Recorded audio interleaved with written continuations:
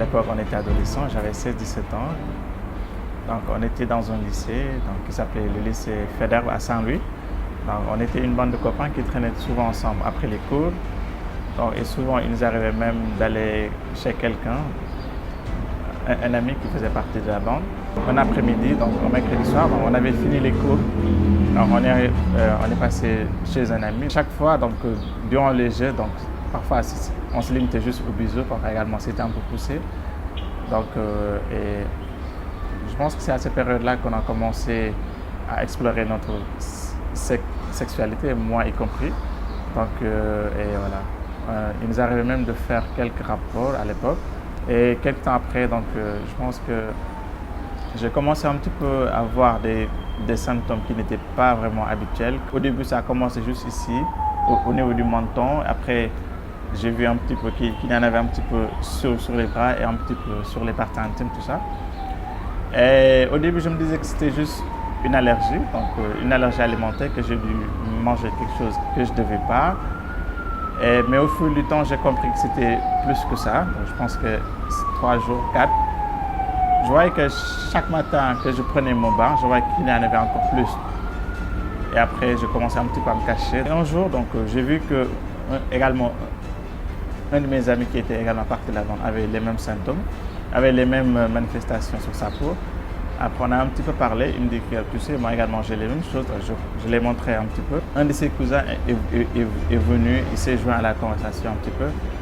Il s'est trouvé que ce cousin-là était également, il faisait partie du corps médical. Donc, du coup, il a vu un petit peu qu'on avait les mêmes. Il nous a demandé qu'est-ce qui s'est passé. Au début, on ne voulait pas en parler. Donc, il nous a posé des questions. Est-ce qu'il nous arrivait de faire des choses comme coucher, tout ça? Au début, on disait non, on faisait juste, mais après, il a dit que vraiment, il n'est pas là pour nous juger, il veut juste comprendre tout ça. Donc, on parlait librement, on a commencé à lire, voilà, il nous arrivait un petit peu de coucher entre nous, entre amis, tout ça.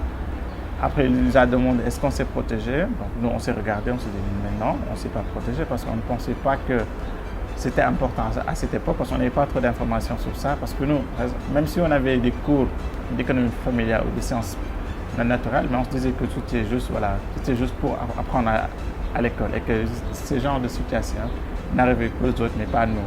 Comme on était mineurs, on ne pouvait pas également se rendre quelque part. On pensait qu'en étant mineur, on ne pouvait pas avoir accès à ces choses-là et que les préservatifs, c'était juste pour éviter les grossesses.